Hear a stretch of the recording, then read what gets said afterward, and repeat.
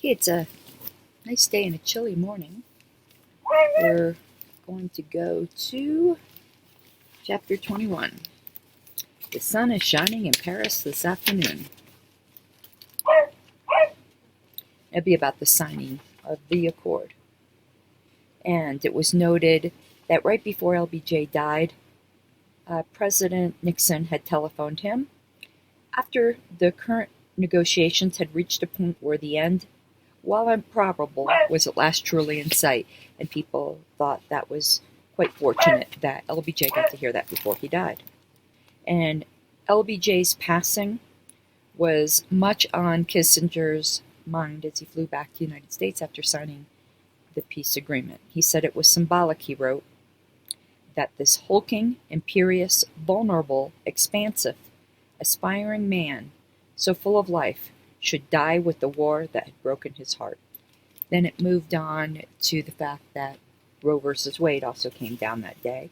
It says, in the United States, Terence Cardinal Cook of New York called the decision a tragic utilitarian decision regarding who shall live and who shall die, while Cardinal Kroll of Philadelphia, the president of the National Conference of Catholic Bishops, branded it an unspeakable tragedy for the nation. The media took note that 3 of the 4 Nixon appointees to the Supreme Court had voted in favor of the majority decision in Roe, with Justice Rehnquist being the lone dissenter. And the woman who was the president of an early right-to-life chapter in the Bronx thought the decision was incongruous in an age when liberals were arguing for expanded human rights. It is ironic, Barbara Mira said, that at a time when this country is trying to improve the lot of so many people and is so opposed to violence, that the court should sanction the destruction of life. Turning back to the White House now after the signing of the peace agreement, it says Nixon called in Chuck Colson, and things turned particularly vicious. Nixon wanted Colson to launch a savage attack on his anti-war foes. Kick them right in the balls, he said. Nothing was to be held back. We must go after our enemies with a savage brutality. The bombing and his policy of toughness in Vietnam had been fully vindicated, he said, and it was payback time. And he even encouraged Colson to sue time. As you guys can probably see, I've been out and about. I'm now recording in California at the regional training, but I don't want to leave you guys without content, so I'm trying to get this stuff done.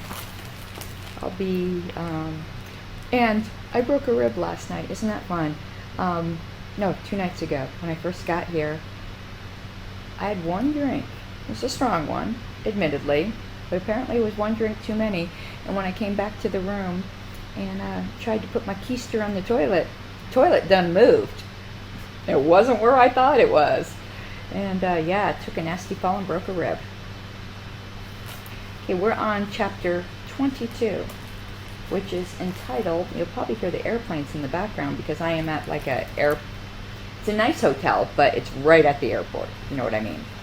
Title, Now Your Client is Smiling. Says the final full week of the Watergate burglars' trial was anticlimactic. Judge Sirica believed the witnesses who were lying and questioned those who were actually telling the truth. His zealotry didn't do him any favors. On the day that Kissinger flew back to Paris, Roe was issued, and Lyndon Johnson drew his last breath. There's some kind of great symbolism there, isn't there? I love the way this is described. On January 23rd, Jeb Magruder was called by prosecutor Earl Silbert to the stand. His examination, filled with perjury, went swimmingly. And Magruder said he hardly could have been expected to fuss over such amounts in a campaign that had expended $48 million, which was an astonishing amount in 1973. Besides, he and Liddy didn't get along personally, so it was all the more understandable that he was clueless as to what Liddy was doing with all that money. And Magruder wrote in his autobiography that the most memorable moment in his appearance at trial came when I left the witness stand and Gordon Liddy, sitting at the defense table, smiled at me and winked. And it goes through some more testimony, and noted the point when John Mitchell's name made headlines, because there was a time in the trial during the testimony of Hugh Sloan, who was the treasurer of the committee to re-elect, linked John Mitchell to the Watergate break-in, or at least came very close to linking John Mitchell. But Earl Silbert never subpoenaed Mitchell to appear. So for the time being, he would skate. And the title of this chapter comes from, there were arguments between counsel and the judge. And Liddy made the mistake of smirking as the judge was defending himself. "Now your client is smiling," Sirica said. And the attorneys moved for a mistrial, because what kept happening is Judge Sirica kept butting in and questioning the witnesses himself, saying he didn't think the prosecutor was doing a good enough job. So he read testimony where Sloan had testified that Liddy had said to him, "My boys got caught last night. I made a mistake. I used somebody from here," meaning McCord, "which I said I would never do. I'm afraid I'm going to lose my job." The jury would hear this testimony several times as Judge Sirica kept reading the transcript. Under Sirica's questioning, Sloan had slightly restated the dialogue, adding the words, "which I told them I would never do." The implication was that Liddy had spoken with higher-ups about the operation, promising them he would not use someone who would be traceable back to the committee to re-elect. Now, Chuck Colson, we're going back now to the White House, had a score to settle with Time, but thought twice about suing for libel because he thought it might turn ugly for him, but he did write a letter to Time asking them to retract that earlier article. But and this letter did appear, and I should try to find this. The letter appeared in the issue of the magazine that hit the streets on January 29th, 1973. It's weird. At least that's what it says. I might be misunderstanding this. I should try to find that issue of Time. The story was not corrected, and Time did not apologize. And then, going back to Nixon, who was in the Bahamas at this time, that evening, as he relaxed in the Bahamas, Nixon's 11-minute radio address on the federal budget, which he had recorded just after attending LBJ's funeral, was broadcast nationally. And here's where it seemed like they would be appealing to libertarians. Whether he's just mouthing words, because we know Nolan and the early party's feelings about Nixon. "It's time to get big government off your back," Nixon said, "and out of your pocket." It's the type of language we use. And then it says the next morning, Nixon spoke with Haldeman in his executive office building hideaway office about the break-in, and the tape of which was found later to contain a mysterious 18.5-minute gap. That is the tape. This chapter ends with noting that peace had left Nixon vulnerable, because when everyone was preoccupied with the war, they didn't have as much time to spend on Watergate or other battles with Congress, because this was a split. The Democrats had Congress, even though Nixon had the presidency. The Republicans had the presidency. So it says, curiously enough, by halting combat in Indochina, President Nixon may have increased the prospects for an all-out battle with Congress. Peace had left him vulnerable. I'm going to record one more chapter before I go downstairs to continue the training. Chapter 23, it's a rule of life, and it's continuing talking about the Watergate trial. And the bottom line, the entire enterprise stopped at Gordon Liddy's level. No higher-ups were implicated. None were involved. The jury retires to deliberate, and they returned with their verdicts 90 minutes later. Both McCord and Liddy were found guilty on all counts. Judge Sirica bounded out of the courtroom. I'm picturing like a dog, like a golden retriever, refusing to hear arguments about bail. McCord and Liddy were both taken to jail that night. Now it's flipping back over to the White House. It's kind of going rapidly between narratives now. there was a article from Time that came out entitled Henry Kissinger Riding High. And again, giving him more credit for the negotiations. So the cycle became afresh. Kissinger would be confronted by Haldeman. Kissinger would disclaim any content with the journalist. Nixon would express his fear that Kissinger's star was outshining his. And Nixon and Haldeman would both agree that Kissinger needed to be restrained. You can't have a situation, Nixon said, where a magazine staff member gets up and says, look, he's doing great. It's that poor darn president who's holding him back. And then minutes after Nixon hung up with Chuck Colson, he received a startling call from Henry Kissinger. Senator John Stennis of Mississippi, 71, had just been shot in a hold-up outside his home. Now here's, the ugly part of the 1970s.